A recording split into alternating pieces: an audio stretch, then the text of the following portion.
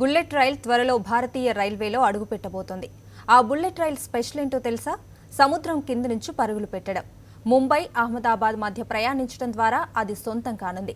Arabia తీరం గుండా ఉండే ఈ రెండు ప్రాంతాల మధ్య నడిచే బుల్లెట్ రైలు సముద్రం కింద నుంచి ప్రయాణిస్తుంది. దీనికోసం ఓ భారీ సొరంగ మార్గాన్ని ఏర్పాటు చేయనున్నట్లు సమాచారం. ముంబై, అహ్మదాబాద్ మధ్య ఏర్పాటు చేయనున్న హైస్పీడ్ బుల్లెట్ రైలు ప్రయాణించే మొత్తం 508 కిలోమీటర్లు. అందులో 21 కిలోమీటర్లు సముద్రం కింద నుంచి ప్రయాణించనుంది. అందుకు ప్రధాన కారణం థానే వద్ద ఓ పెద్ద సముద్ర చీలక అడ్డు రావటం. దీంతో ఈ సొరంగ మార్గాన్ని ఏర్పాటు చేయనున్నట్లు రైల్వే మంత్రిత్వ శాఖ తెలిపింది. ఈ రైలు ఏర్పాటు కోసం మొత్తం 97,636 కోట్లు ఖర్చు చేస్తున్నారు.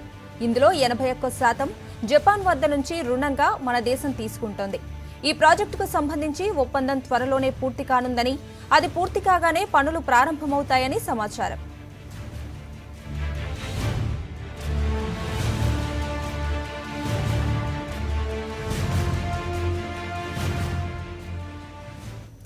భారతీయులంతా అరుదైన అనుభూతి పొందే రోజు త్వరలోనే రానుంది. ఇప్పటి వరకు నేలపై, సముద్రంలో, గాల్లో ప్రయాణించిన దానికంటే రెట్టింపు థ్రిల్ను భారత ప్రభుత్వం కల్పించబోతోంది. హైస్పీడ్ బుల్లెట్ ట్రైన్లో జలాంతర మార్గంలో ప్రయాణించేందుకు సంబంధించిన పూర్తి ప్రణాళికను రూపొందించింది. ఇందుకోసం జపాన్ ప్రభుత్వంతో ఒప్పందాలు కూడా కుదుర్చుకుంది. ఇక ప్రాజెక్టు పట్టాలెక్కడమే ఆలస్యం.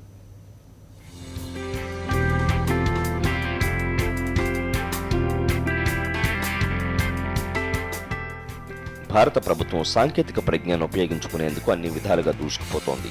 అందుకే హైస్పీడ్ బుల్లెట్ ట్రైన్ను మన దేశంలో పరుగులు పెట్టించేందుకు భారత రైల్వే శాఖ ముందుకొచ్చింది. అంతేకాదు, సముద్ర అంతర్భాగంలోంచి ఈ ట్రైన్ ప్రయాణించే విధంగా మార్గాన్ని రూపొందించింది. ముంబై నుంచి అహ్మదాబాద్ మధ్య ఉన్న 508 కిలోమీటర్ల దూరంలో ఈ హైస్పీడ్ బుల్లెట్ ట్రైన్ పరుగులు పెట్టనుంది. అరేబియా తీరం గుండా ఉండే ఈ రెండు ప్రాంతాల మధ్య నడిచే బుల్లెట్ రైలు దాదాపు 21 కిలోమీటర్ల దూరం సముద్రం లోపల నుంచి నడుస్తుంది. గంటకు 320 కిలోమీటర్ల వేగంతో నడిచే బుల్లెట్ రైలు సముద్ర అంతర్భాగంలోంచి ప్రయాణిస్తుంటే పొందే అనుభూతి ప్రత్యేకించి చెప్పనక్కర్లేదు.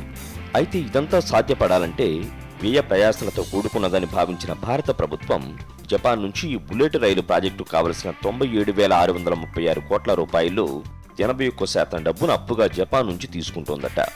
ముంబై నుంచి అహ్మదాబాద్ మధ్య ప్రయాణించే ఈ బుల్లెట్ ట్రైన్ థానే వద్ద ఓ పెద్ద సముద్రం చీలికడ్డు రావడంతో ఓ సొరంగ మార్గాన్ని ఏర్పాటు చేయనున్నట్లు రైల్వే మంత్రిత్వ శాఖ తెలిపింది.